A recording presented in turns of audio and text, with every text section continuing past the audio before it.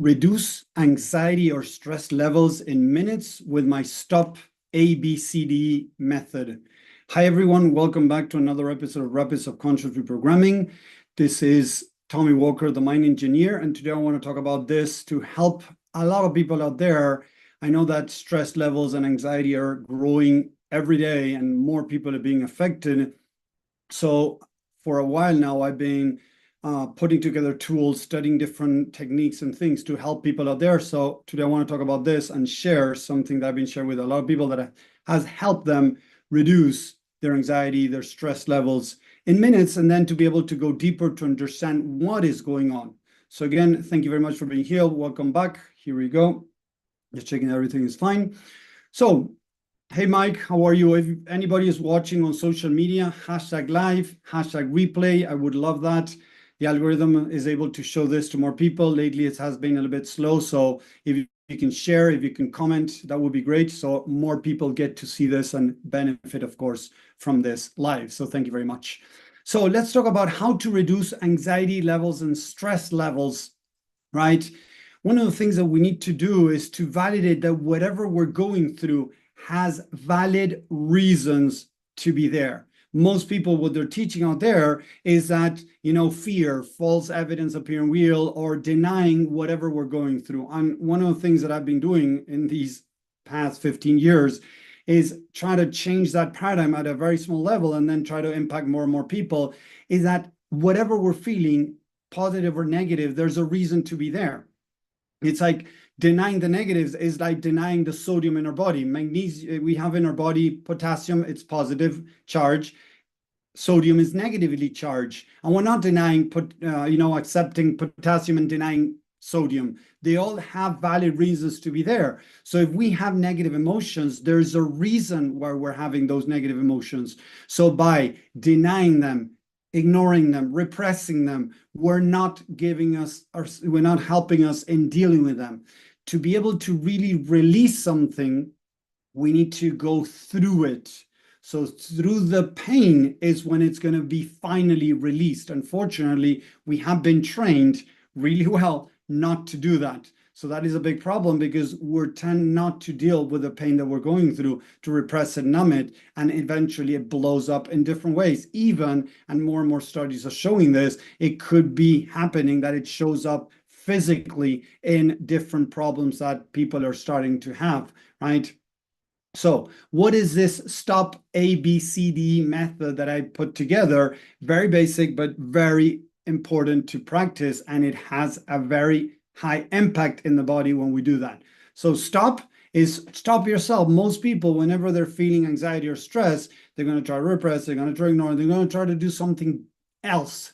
So the first thing that I want to bring here is stop yourself a second, right? Sit down, lay down, relax for a little bit, and go into ABCDE. Instead of doing what exactly most people are teaching you to repress, ignore, that's why the stop. Think a second, say, okay, I need to deal with this in a different way that I've been taught, because what I've been taught is not normally working, okay?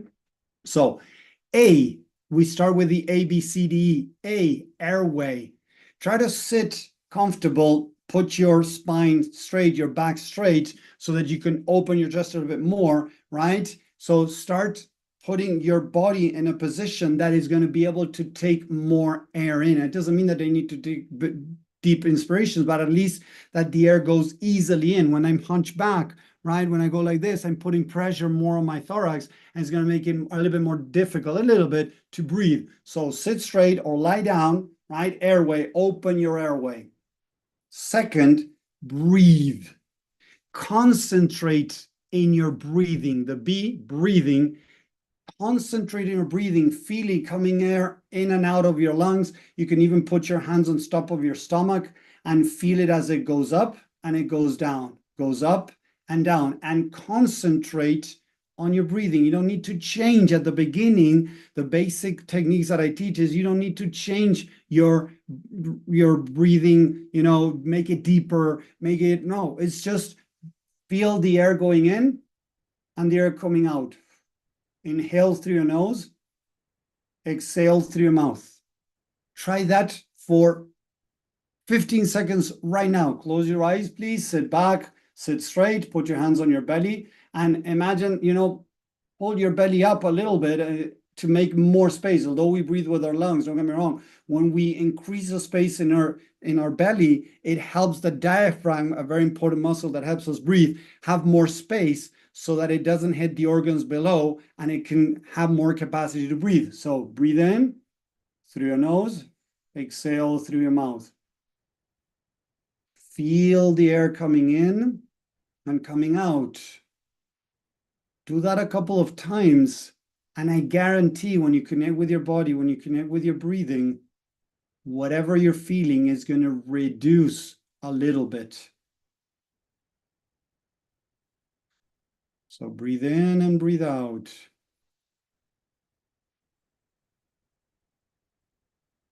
That's A and that's B, airway, breathing. Now let's go into C. What is C? C as connect. Connect with your emotions. Connect, detect emotions. The CDE in my method, CDE. C is connect, D is detect, E is emotions. So what am I feeling? Why am I feeling stress? Why am I feeling anxiety? It starts with how am I feeling?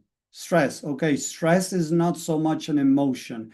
Anxiety is not so much an emotion. Try to connect with the emotion that you might be feeling at a moment that you're feeling a lot of anxiety, a lot of stress. Okay, I'm feeling angry. I'm feeling sad. I'm feeling shocked. I'm feeling whatever. Try to connect a little bit with some emotions. If you have troubles connecting with emotions, it's okay. Most people struggle connecting with their emotions, mostly the negative ones, because we have been taught that negative emotions are bad. Yes, we have been taught since childhood that negative emotions are bad. If you look at many people out there, Tony Robbins, Bob Proctor, Abraham Hicks, Dr. Dispenza, Edgar Tolle, they talk about negative emotions as being something bad that you need to kind of push away, get rid of, because you're not that. Yes and no. You're not that, yes, but it doesn't mean that a part of you is experimenting that. So connect, detect emotions, validate the emotions you're going through. Something you can try too is hugging yourself and telling yourself that I have valid reasons to be feeling the way I'm feeling. So as I'm breathing, I'm trying to connect with the emotions. If I find it difficult, try to connect with a part of your body that is maybe tight, that is maybe feeling some type of pain. Maybe you feel some pain in the neck. Maybe you feel some pain on your shoulders, in some part of your arms, legs, maybe your belly, maybe your stomach. Where would you say this stress is manifesting in your body? That's another thing that you can do. Where is this in the body? If you're connected with some fear, with some anger, okay, where in the body can I feel more of this anger? Feel it, explore it, connect with the different parts of you that are going through this moment. Psychology has proven that we have sub-personalities. Okay, this guy, Jordan Peterson, a really well-known psychologist from Canada, he talks about this, and many people out there are talking more about this. So I talk about that as parts of us. A part of me is feeling fear. A part of me is feeling anger. A part of me is feeling jealous. A part of me is feeling guilt. A part of me is feeling shame.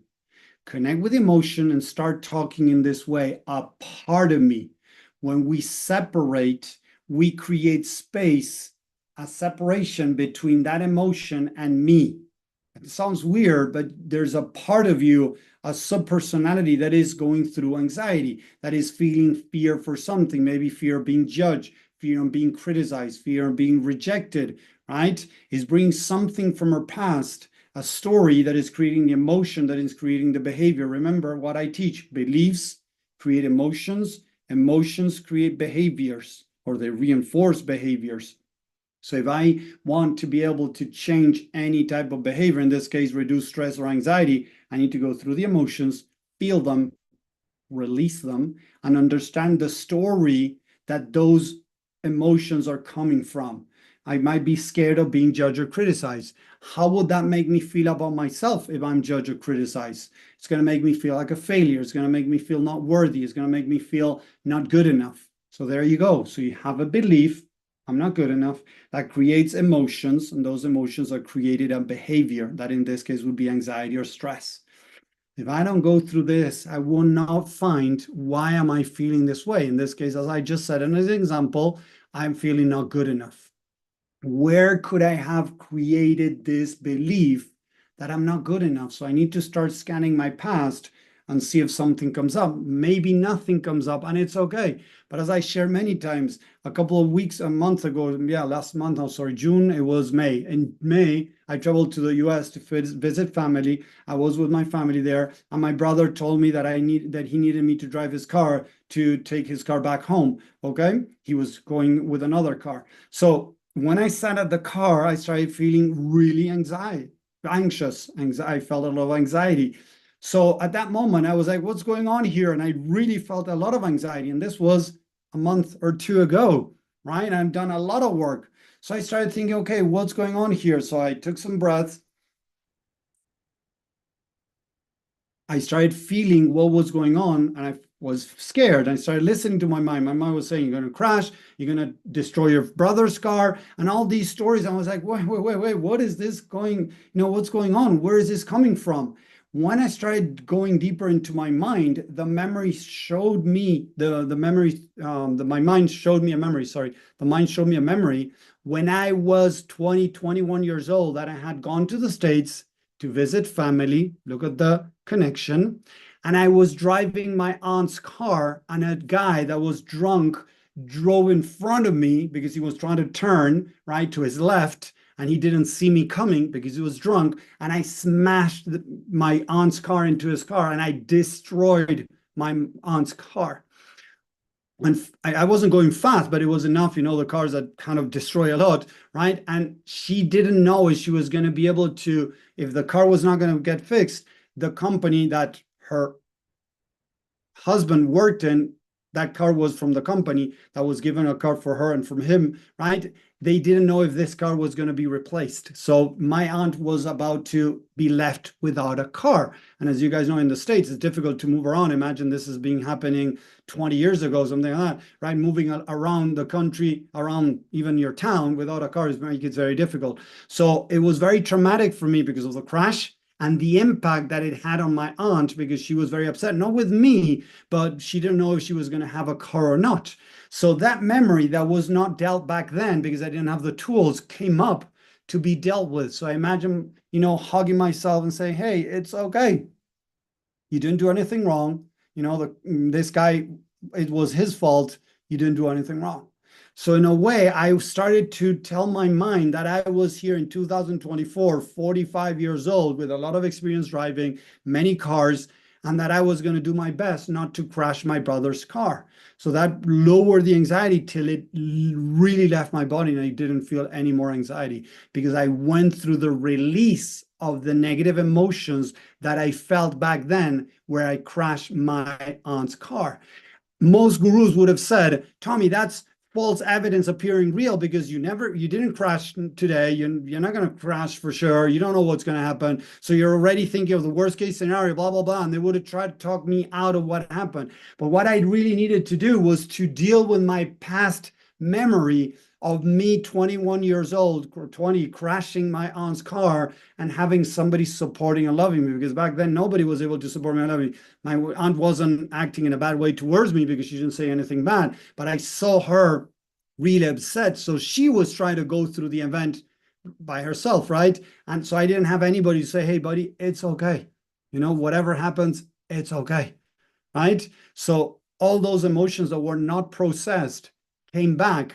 So I needed to process them now. So when my mind connected similar dots to an event from the past, boom, it brought it up. And I had a kind of a anxiety episode, and I was able to overcome it really fast, release the negative emotions, and then drive safe home, right, to my brother's house with a car without any problems. So it's important to understand how the mind works, because whenever you're feeling high levels of stress, high level of anxiety, apart from what could be happening today, maybe, in my case, there was nothing happening today. It had to do with a past memory that the mind, and science has proven this, the right lobe was reliving a moment from the past as if it were happening now. And I had to deal with it as if there was another version of Tommy living that past. So, hey, buddy, hey, Tommy, 21 years old, it's okay. Right? Yeah, you crashed the car. You didn't do it on purpose. This guy was driving, with alcohol in his body, was doing something wrong. You didn't do anything wrong. I love and accept you no matter what happened. So I loved and accept myself through that event. I released. I felt much better. No more anxiety. So it's important to realize how the mind works. Through this exercise, it can help you reduce stress and anxiety very, very fast if you deal with things correctly. So I hope that makes sense. I hope you enjoyed this. Let me know in the chat if you're watching this, if you're liking this, if it makes sense. If you have any questions, every bi-weekly or weekly or bi-weekly, I try to come in and share this experience, knowledge, tools to help people out there, because I know there's a lot of people out there struggling with stress, with anxiety, and with many other things, and trying what other people are sharing, most old school stuff, is not working. The people that I have studied that really have made a difference in my life, my mentor, of course, and then people nowadays that are sharing stuff, Gabor Mate, he's sharing these type of things.